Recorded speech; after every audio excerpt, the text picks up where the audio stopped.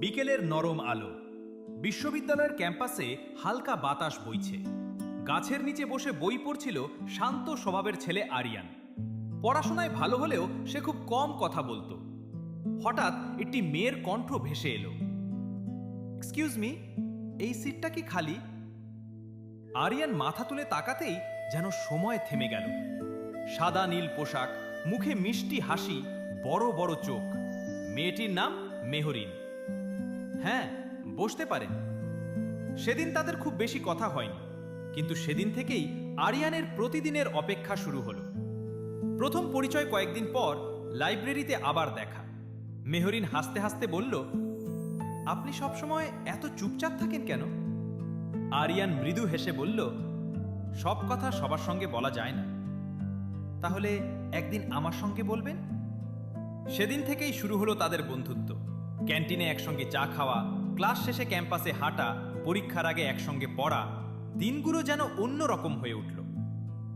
একদিন বৃষ্টির মধ্যে দুজন ছাতা ছাড়া হাঁটছিল।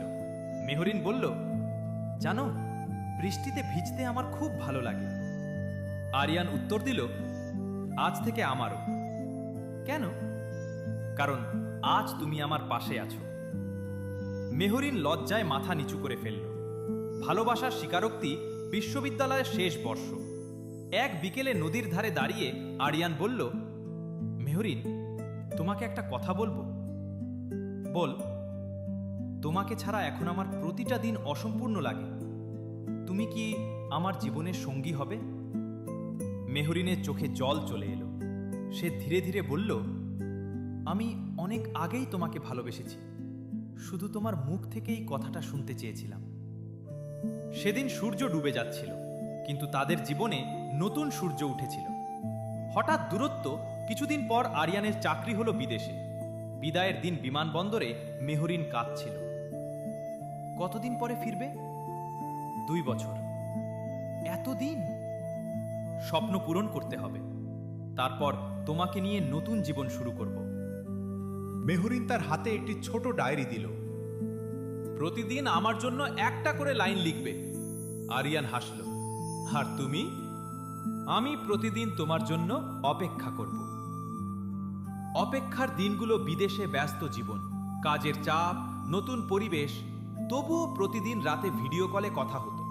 কখনো দুজনেই ক্লান্ত, কখনো হাসি, কখনো অভিমান। একদিন মেহরিন বলল, জানো, দূরত্ব ভালোবাসাকে কমায় না।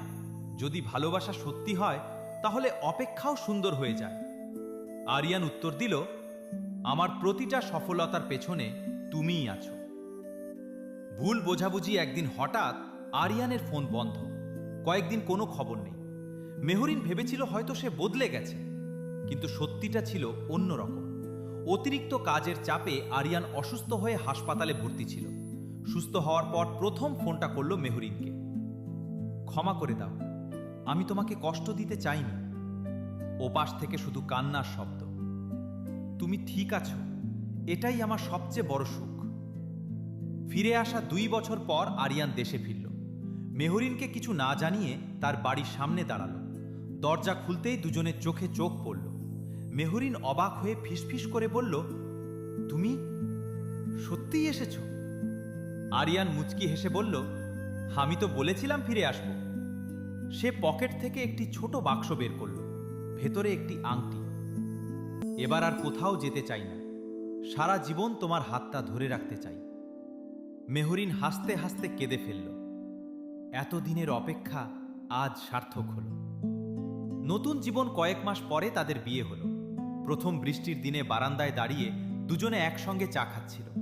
মেহরিন বলল, মনে আছে একদিন বৃষ্টিতে তুমি বলেছিলে, আজ থেকে আমারও বৃষ্টি ভালো লাগে? আরিয়ান হেসে তার হাত ধরল। আজও তাই বলি, কারণ আমার জীবনের সবচেয়ে সুন্দর ঋতুর নাম তুমি। বাইরে বৃষ্টি পড়ছিল, আর ভেতরে দুটো মানুষের ভালোবাসা নতুন করে প্রতিশ্রুতি লিখছিল।